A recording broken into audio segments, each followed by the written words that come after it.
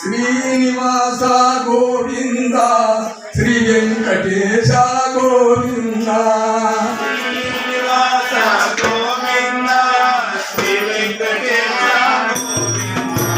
శ్రీనివాస గోవింద శ్రీ వెంకటేశ గోవింద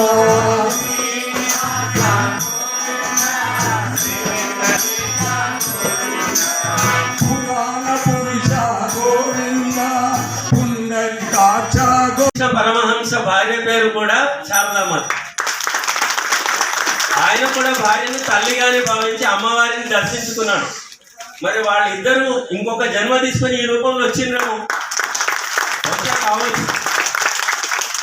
సాక్షాత్ శారదామాత ఇక్కడికి వస్తే సాక్షాత్ రామకృష్ణ పరమహంస గారే సుభాష్ చంద్రబోస్ గారి రూపంలో వచ్చిందండి. ఇది చాలా అదృష్టం మనకి ఇటువంటి కార్యక్రమంలో పాల్గొనడం. అయితే సాయి ఇచ్చినటువంటి సందేశం అనండి, లేదా వారి జీవితమే ఒక సందేశంగా ఉంది కాబట్టి ఆయన చెప్పినటువంటి మాటలు అందరికీ శిరోధార్యమై ఆచరణాత్మకమవుతుంది. వారు చెప్పినటువంటి విషయాల్లో ముఖ్యంగా ధర్మ ఆచరణ, దైవ ఆరాధన ఈ రెండు ఉండాలి.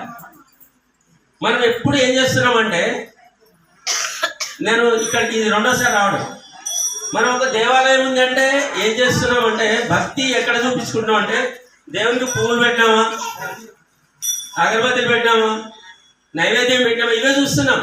కానీ భక్తితో భగవంతుని పూజిస్తున్నామని చూడం మనం. భక్తి ఒకటి అంటే భక్తి ద్వారా జ్ఞానం రావాలి, జ్ఞానం ద్వారా ముక్తి వస్తుంది.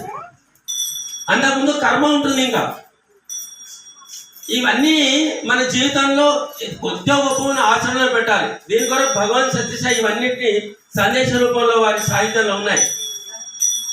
కర్తవ్యము ధర్మపదము, స్మర్తవ్యము సాయి పదము. కర్తవ్యము ధర్మపదం, స్మర్తవ్యము సాయి పదం, ధర్తవ్యం సత్యోక్తి. మనం ధరించాలి దేన్ని? సత్యోక్తి, సత్యసాయి ఉక్తి మాట. ధర్తవ్యం సత్యోక్తియో మర్తవ్యంలో మాకు